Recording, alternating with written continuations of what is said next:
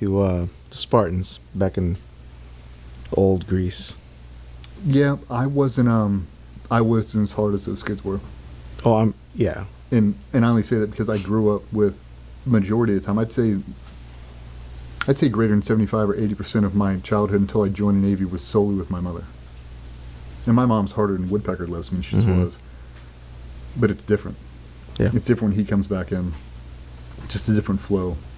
But I thought it made that transition from growing up in that environment, transition into the military, it made it pretty easy because I don't know anything else. Like if my dad would have been some pacifist or some super religious dude and I've never heard swear words and I've never seen, the dark side, I've never seen dark humor, I've never been exposed to any of that, it would have been a super culture shock for me. You walk into a team room, I think that's one, I say a superpower, one of the things that was easiest for me is to get along with team guys.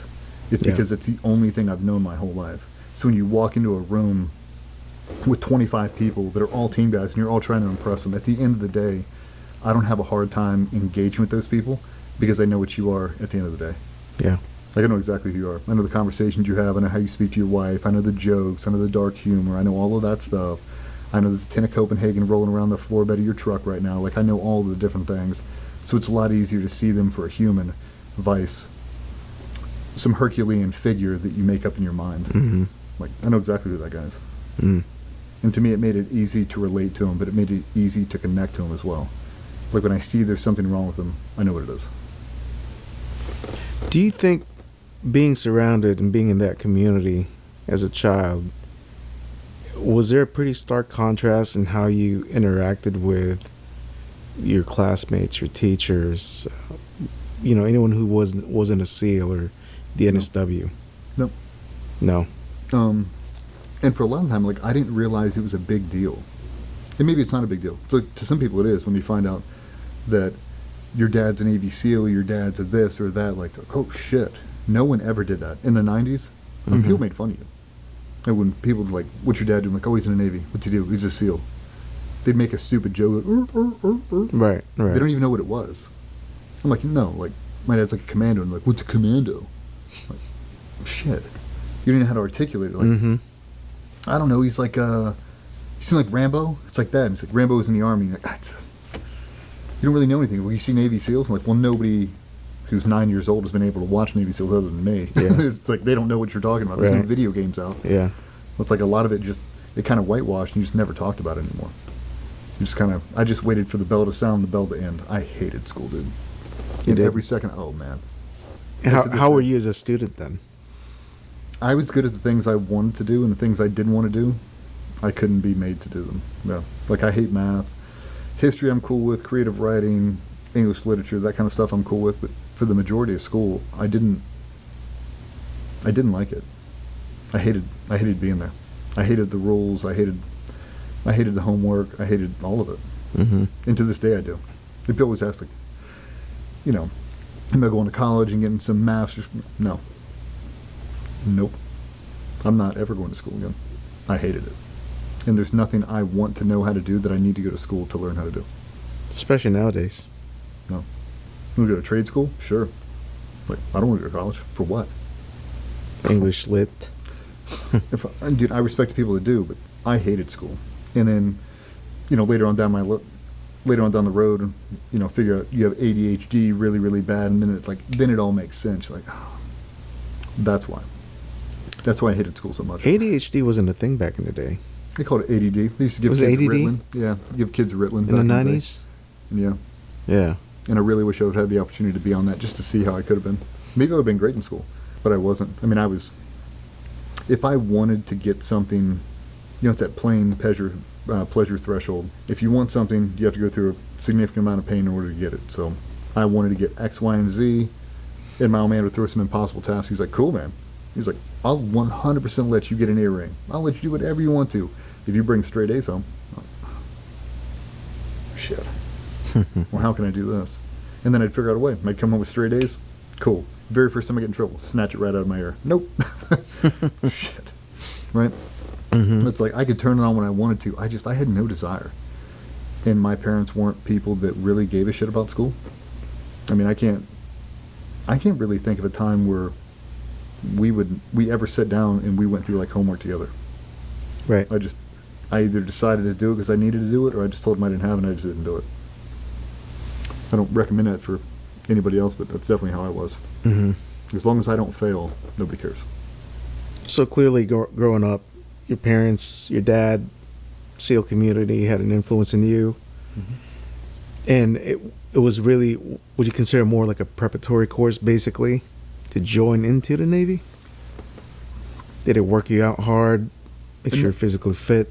I mean, we were always fit. We were always swimming. We would always do underwater challenges. And now when I think back on it, a lot of it was little micro confidence boosters. Okay. Well, like small things. Like we had a small pond we dug in the backyard. We stocked with catfish, and we would be out in the back, and he would throw a brick into it. He's like, "Go down and grab that brick."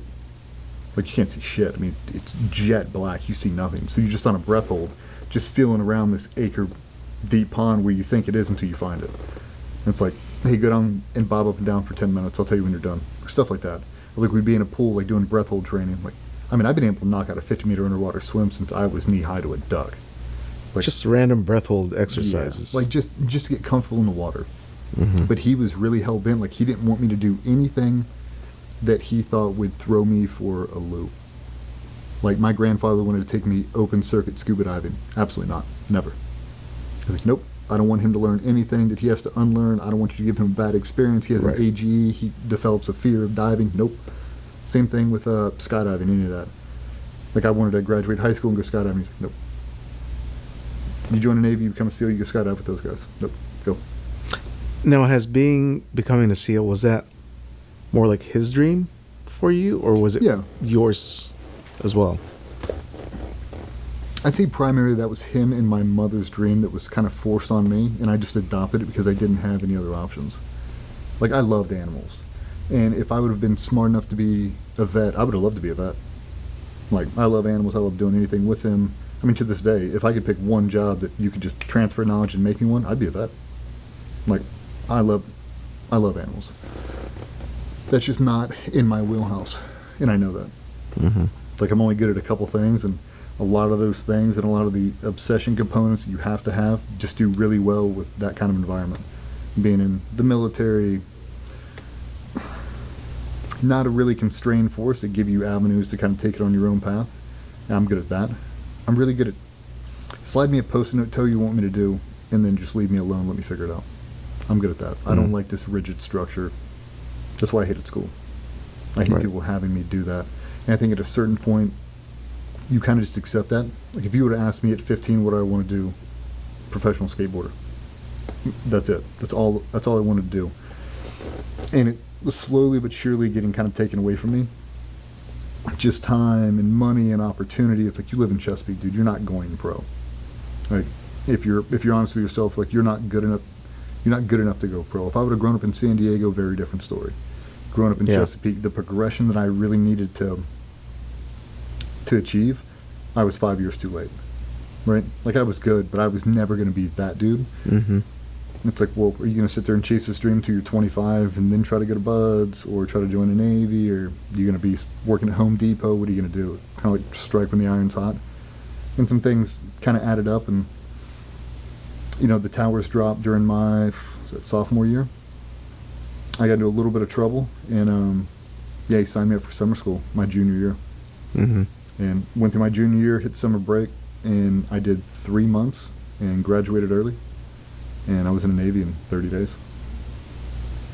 How old were you when you joined the Navy? I'm 17. 17. And I didn't know anything. Mm. Nothing. Like, when I got off the bus at boot camp, I didn't know my social security number. Like, I didn't know anything. I didn't have a bank account. I didn't have a cell phone. I didn't have shit. Like, it was surreal, dude. Like, I couldn't believe it was happening to me. Like, it was like, this isn't happening, this isn't happening. I just signed these paperwork. I just passed the ASVAB. I did this, I did that. Like, I'm leaving Tuesday. I'm getting on this bus, and I don't know where I'm going. It's like, we just show up, and we're in Great Lakes. We're getting off, and these dudes are yelling at us. And it was like this weird Twilight Zone. Like, I can barely remember boot camp. It was like such a surreal experience. Like, you can't call home. You're writing these weird letters. They're shaving your head. You're in sweatsuits. It feels like for months, and then all of a sudden, You're like doing these random courses for a job that you're never really anticipating you're ever going to do. Like, I don't know what I'm doing here. Like, it felt so weird.